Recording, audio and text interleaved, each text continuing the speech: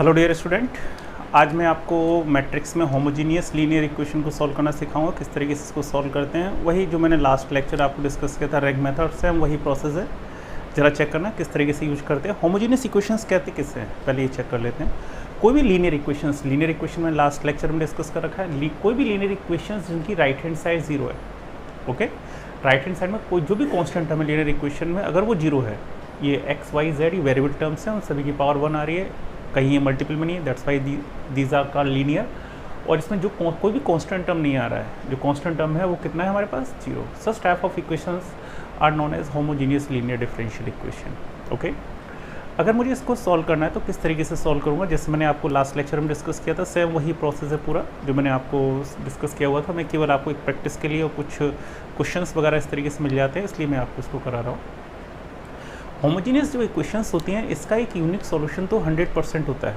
अगर कोई equation homogeneous है तो वो 100% सॉल्वेबल है। होमोजीनियस का जो यूनिक सॉल्यूशन होता है वो जीरो सॉल्यूशन होता है, यानी अगर मैं इसमें x की जगह जीरो, y की जगह जीरो, z की जगह जीरो लिख दूँ, सेटिस्फाई सारी इक्वेशन सेटिस्फाई कर जाएंगी, जिसको हम जीरो सॉल्यूशन कह देते हैं। तो कोई भी होमोजीनियस इक्वेशन होगी उसका एक जीरो सॉल्यूशन तो होगा ही। इसका मतलब है कि होमोजीनियस इक्वेशंस अगर आपको दी गई तो उनका solution must be exist, okay. अब वो सॉल्यूशन आपका यूनिक हो सकता है या फिर इनफाइनाइट हो सकता है। नो सॉल्यूशन का केस इसके अंदर एग्जिस्ट नहीं करेगा। तो अब यूनिक है, इनफाइनाइट है, इसको चेक करने के लिए कोई प्रोसेस आपको डिस्कस कर रहा हूँ, जरा चेक करना, ध्यान से देखना। ये हमारे पास लीनियर इक्वेशन है, इक्वेशन फर्स्ट है, इस तरीके से मुझे दे रखी है, कह रहा है कि इसको सॉल्व कीजिए, ओके। तो सबसे पहले इस इक्वेशन को मैट्रिक्स फॉर्म में लिखूंगा। इन मैट्रिक्स फॉर्म अगर इस इक्वेशन को लिखूँ क्या आएगा, A X is equal to B. A इसकी कोफिशिएंट मैट्रिक्स कहलाती है, एक्स वेरिएबल की मैट्रिक्स है और बी इसकी राइट हैंड साइड है, कॉलम मैट्रिक्स। मैंने यहाँ लिखा हुआ है here A is equal to इतना, कोफिशिएंट्स लिख दिए मैंने, ये सारे जो भी आ रहे हैं 1 1 माइनस 6 इज समथिंग, ये मैट्रिक्स आ गई। X means variables X Y Z, अगर एक्स वाई जेड है तो एक्स वाई जेड लिखेंगे, अगर X one X two X three है तो यहाँ पर आप X one X two X three लिखेंगे। B means right hand side, ये कॉलम मैट्रिक्स हमारे पास हमेशा जीरो होगी अगर ये होमोजीनियस है, तो ये जीरो हो गई। अगर इसकी मैं ऑगमेंटेड मैट्रिक्स निकालूँ, जैसे मैंने बताया था रेंग मेथड का यूज करेंगे तो इसका ऑगमेंटेड मैट्रिक्स फाइंड आउट करेंगे। तो ऑगमेंटेड मैट्रिक्स क्या होगी, B is equal to capital A, separate करेंगे बी, यहाँ मैंने ए की वैल्यू पुट कर दी, बी की वैल्यू पुट कर दी, ये ऑगमेंटेड मैट्रिक्स आ गई है, फाइन।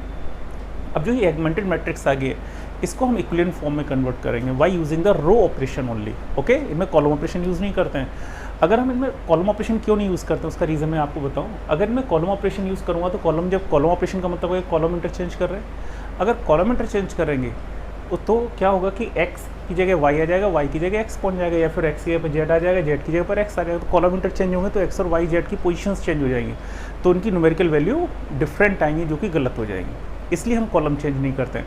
अगर रो को चेंज कर रहे हैं, ये रो मैं नीचे लिख दूँ, ये रो ऊपर लिख दूँ, क्या कोई इसके सोल्यूशन पर इफेक्ट पड़ेगा, नहीं, इसलिए हम इसमें रो ऑपरेशंस यूज़ करते हैं ओनली, ओके। तो मैं यहाँ रो ऑपरेशन का यूज़ करके इस मैट्रिक्स में मैंने रो ऑपरेशन का यूज़ करके, जैसे मैंने आपको बताया इसका प्रिंसिपल डायगोनल क्या है, प्रिंसिपल डायगोनल ये होता है। इस प्रिंसिपल डायगोनल के नीचे के दोनों एलिमेंटों को मैं पहले स्टेप में जीरो करूँगा।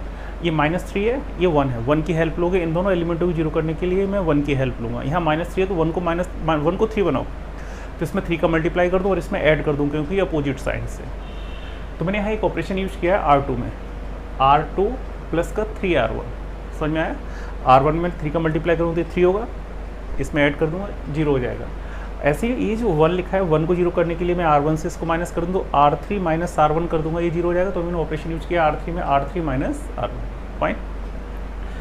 फर्स्ट रो में कोई चेंज नहीं, ऐसे आएगी 1 1 माइनस 6 0, 1 1 माइनस 6 0। सेकेंड रो मैंने क्या किया, R2 प्लस का 3R1, R1 में आप 3 का मल्टीप्लाई करते जाइए, यानी इसमें आप 3 का मल्टीप्लाई करते जाइए और R2 में ऐड करते जाइए। मैं इसमें 3 का मल्टीप्लाई करूँगा 3 और ये माइनस का 3, -3 प्लस 3 0, ये 0 हो गया। इसमें 3 का मल्टीप्लाई करूँगा, ये 3 हुआ, ये 1 हुआ, 1 प्लस 3 4 हो गया।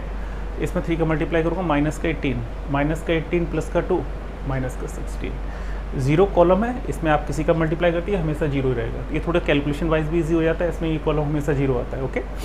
अब 1 को मैं 0 करूँ, 1 के 0 करने के R3 माइनस R1 यूज कर लूँ, वही मैंने R3 माइनस R1 यूज किया, ये पूरी रो निकल के आ रही है। 1 -1 0 -1 और -1 माइनस का 2 प्लस 6 8, 0 का 0 के साथ ऑपरेशन 0। अब इसमें ये हमारे पास प्रिंसिपल डायगोनल ही हो गया। अब इसके नीचे एक एलिमेंट ही आ रहा है माइनस का 2, -2 को 0 करना है इस 4 की हेल्प लेके। मुझे 4 की हेल्प लेनी तो इस 4 को 2 बनाओ तो 4 को 2 कैसे बना सकता हूँ, इसमें मैं 2 का डिवीज़न कर दूँ, तो R2 में मैं 2 का डिवीज़न कर दूँ, वही मैंने किया R3 प्लस का 1/2 R2। ऐड इसलिए करिए क्योंकि इनके साइन अपोजिट है। तो फर्स्ट रो एज इट आएगी, सेकंड रो एज इट आ जाएगी, पूरी रो 0 हो जाएगी। आप इसमें 2 का डिवीज़न करते रहिए और इसमें ऐड करते आइए। तो यहाँ 2 का डिवीज़न करेंगे कितना हुआ 2, -2 + 2 0। इसमें 2 का डिवीज़न करेंगे -8 + 8 0। ये 0 के साथ 0। अगर मैं चेक करूँ प्रिंसिपल डायगोनल हमारे पास ये हो गया, इसके नीचे के एलिमेंट्स आपके 0 हो गए, ये इक्विवेलेंट फॉर्म में भी कन्वर्ट हो गई। इसका मतलब है कि इसमें अगर मैं चेक करूँ ये, अब मैं इसकी रैंक फाइंड आउट कर सकता हूँ। अगर इसको मैं छुपा दूँ तो ये ए कहलाएगा rank of this matrix A. इसकी रैंक कितनी हुई, इट इज़ इक्वल टू 2, क्योंकि एक रो हमारे पास 0 है, इसका मतलब इसकी रैंक कितनी हुई 2। क्लियर। अगर मैं बी को चेक करूँ, पूरा बी है, रैंक ऑफ बी चेक करूँ तो पूरे को लेके चलूँगा तो इस रो में एलिमेंट है, इसमें भी एलिमेंट है, ये इसके सारे एलिमेंट 0, इसका मतलब बी की रैंक भी कितनी होगी 2। होमोजीनियस इक्वेशन में जो रैंक ए की होगी वही रैंक बी की होगी, ये ध्यान रखना है इसमें। ओके, तो rank of A is equal to rank of B is equal to 2, दोनों की रैंक 2 है। लेकिन नंबर ऑफ एलिमेंट्स कितने थे, एक्स वाई जेड, इससे तो कम है, लेस देन 3। मैंने आपको केस सिखाया था इसके लिए, rank of A is equal to rank of B but it is less than number of element then infinite solution exist. तो कितने सोल्यूशन एग्जिस्ट करेंगे, इनफाइनाइट। फाइन हो गया। अब इनफाइनाइट सोल्यूशन एग्जिस्ट कर रहे हैं, इसका मतलब मैं सोल्यूशन फाइंड आउट कर लूँ। होमोजीनियस इक्वेशन में कभी नो सोल्यूशन नहीं आएगा, या तो इनफाइनाइट सोल्यूशन होंगे या फिर यूनिक होंगे। अगर यहाँ ये यूनिक सोल्यूशन होता है, ओके, अगर इसका यूनिक सोल्यूशन होता है तो यूनिक सोल्यूशन मैंने बताया होमोजीनियस का क्या होता है, स्टैंडर्ड यूनिक सोल्यूशन होता है होमोजीनियस का 0 0 0 में लिख देता है यहाँ पर x is equal to 0, y is equal to 0, z is equal to 0। Clear. यानी अगर a की रैंक और b की रैंक बराबर है, बराबर तो होगी होमोजीनियस है तो, लेकिन नंबर ऑफ एलिमेंट के बराबर होती है। मान लिया यहाँ पर कोई एलिमेंट आ जाता तो rank of A 3, rank of B 3, उस केस में यूनिक सॉल्यूशन, क्योंकि नंबर ऑफ एलिमेंट भी 3 है, rank of A rank of B is equal to number of element. मैंने क्या केस डिस्कस किया था, देन यूनिक सॉल्यूशन एग्जिस्ट। तो यूनिक सॉल्यूशन का मतलब एक ही सॉल्यूशन होगा, एक ही सॉल्यूशन है। तो मैंने बताया होमोजीनियस का स्टैंडर्ड यूनिक सॉल्यूशन क्या होता है, 0 0 0। इसका मतलब X is equal to 0, Y is equal to Z is equal to 0। Okay, इसे हम 0 सॉल्यूशन भी कह देते हैं। ओके, लेकिन यहाँ पर रैंक कम है, इसका मतलब हुआ कि इसके इनफाइनाइट सॉल्यूशन एग्जिस्ट करेंगे। अब इनफाइनाइट सॉल्यूशन फाइंड आउट करने के लिए मैं क्या करूँ, सॉल्यूशन फाइंड आउट करूँ। जैसे मैंने आपको बताया सॉल्यूशन का तरीका क्या होता है, ये पूरी मैट्रिक्स एज इट आएगी, वही मैंने यहाँ मैट्रिक्स लिख दिया एज इट। इसमें x का मल्टीप्लाई कर दो, x मीन्स ये एक्स वाई जेड का मल्टीप्लाई कर दिया, इज इक्वल टू इसकी राइट हैंड साइड है तो 0 है, ये 0 आ गई। इसका मल्टीप्लाई मैं इसमें करके इक्वेशंस बना लूँ। इसका मल्टीप्लाई फर्स्ट रो में किया, इक्वेशन आ गई, इसका सेकंड रो में किया, इक्वेशन आ गई। इसका अगर मैं थर्ड में करूँगा सारे एलिमेंट 0 है तो केवल 2 इक्वेशंस मिलेंगे हमारे पास। यहाँ मेरे पास मिल रही हैं 2 इक्वेशंस, लेकिन वेरिएबल्स कितने हैं, 3। जब हमारे पास इक्वेशंस 2 हैं, वेरिएबल 3 है, तो एक वैल्यूज़ मुझे यहाँ कंसीडर करनी पड़ेगी। तो एक वैल्यू कंसीडर करने के लिए मैं क्या करता हूँ, let z is equal to K. मैं z इज इक्वल टू कितना ले लेता हूँ, k। अगर मैं z इज इक्वल टू के ले लूँ तो z इज इक्वल टू के क्यों, स्केलर है। अगर k स्केलर है, k की कोई भी वैल्यू आप ले सकते हैं, k की वैल्यू 1 ले सकते हैं, 1/2 ले सकते हैं, -1 ले सकते हैं, कोई भी वैल्यू आप पुट कर सकते हैं, k कोई भी स्केलर है। k इज इक्वल टू, अगर मैं z इज इक्वल टू के ले लूँ तो यहाँ मैं z इज इक्वल टू के पुट कर दूँ, y की वैल्यू यहाँ से फाइंड आउट हो जाएगी 4k। y और z ये दोनों वैल्यूज उठा के यहाँ पुट कर दो, we get the value of x, x is equal to कितना हो गया 2k। क्लियर। अगर आप ध्यान से देखना ये x y z की वैल्यू किसके टर्म है, इन टर्म्स ऑफ k का मान अगर 1 लिख देंगे एक सॉल्यूशन, k की जगह अगर मैं 0 लिख दूँ तो 0 सॉल्यूशन मिलेगा ना, 0 0 0 हो जाएगा। k की जगह 1 लिख दो, अगला सॉल्यूशन, k की जगह -1 पुट कर दूँ, नेक्स्ट सॉल्यूशन, k की जगह 1 2 पुट कर दूँ, अगला सॉल्यूशन, k की जगह 1/2 पुट कर दूँ, नेक्स्ट सॉल्यूशन। तो कितने सॉल्यूशन एग्जिस्ट कर गए, इनफाइनाइट। क्लियर वो चीज़। अगर यहाँ पर मैं कहता है, समझ में आ गया ना क्वेश्चन ही। अगर मैं कहता है यहाँ पर इस 0 की जगह मान लिया लिखा होता है 2, फॉर एग्जाम्पल मान लेता हूँ। अगर अब मैं चेक करूँ इस रैंक ऑफ ए कितना होगा, rank of A is equal to 3, क्योंकि इसमें एलिमेंट आ गया। और रैंक ऑफ बी जब मैं इसकी चेक करूँगा तो इसकी भी 3। ओके, होमोजीनियस में rank of A rank of B हमेशा इक्वल होती है। क्यों होती है वो इससे क्लियर दिखाई दे रहा है, क्योंकि ये एलिमेंट नॉन जीरो है तो दोनों के लिए नॉन जीरो रहेगा। तो इस केस में rank of A 3, rank of B 3। अगर मैं चेक करूँ rank of A 3, rank of B 3, अगर इस केस की बात कर रहा हूँ तो ये दोनों 3 हो गई, और it is equal to number of element 3। In this case unique solution exist.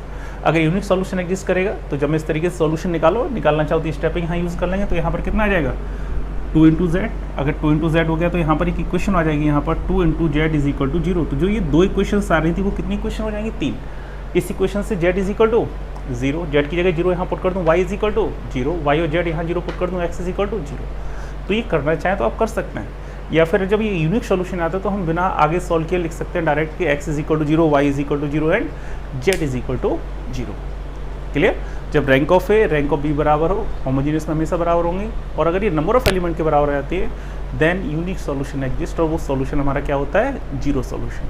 अगर रैंक कम है, नंबर ऑफ एलिमेंट्स ज़्यादा है, तो उसके इनफाइनाइट सॉल्यूशन एग्जिस्ट करेंगे, तो वो सॉल्यूशन हमारा किसके टर्म में आएगा, इन टर्म्स ऑफ के। तो इस तरीके से हम होमोजीनियस इक्वेशन का सॉल्यूशन फाइंड आउट कर सकते हैं। कभी कभी क्या होता है, एक चीज़ देखना, यहाँ पर 3 इक्वेशन की जगह ये 4 इक्वेशंस दे देते हैं। कितनी इक्वेशन दे दी, 4। जैसे इस तरीके की एक इक्वेशन और बढ़ा दी इसमें, और ये कहेगा कि सॉल्यूशन फाइंड आउट करो, तो मैं इनमें से किसी भी 3 इक्वेशंस को सॉल्व कर लूँ। क्लियर। 3 इक्वेशन को सॉल्व करेंगे, जैसे मैंने इसको 3 लिया, मान लिया वो जो तीसरी इक्वेशन है, इसको चौथी इक्वेशन जो होती है इसके साथ में, उसको मैं छोड़ देता। इन कोई भी 3, ओके, जो 4 इक्वेशन आएंगे इस तरीके से लिखे होंगे, इनमें से कोई भी 3 आप सॉल्व कीजिए। सॉल्व करने के बाद जो लास्ट सॉल्यूशन फाइंड आउट करेंगे, उस सॉल्यूशन को अगर हम चौथी इक्वेशन में लिख दें, अगर वो सेटिस्फाई हो जाए, तो ये 4 इक्वेशन का सॉल्यूशन हो जाएगा। क्लियर हुआ चीज़। इस तरीके से हम यूज करके फाइंड आउट कर सकते हैं। तो ये 3 इक्वेशन हो सकती हैं, 3 वेरिएबल में हो सकती हैं, 4 वेरिएबल में हो सकती हैं। अगर 4 वेरिएबल में, तो ये सारा प्रोसेस 4 वेरिएबल के यूज़ करेंगे। फाइन।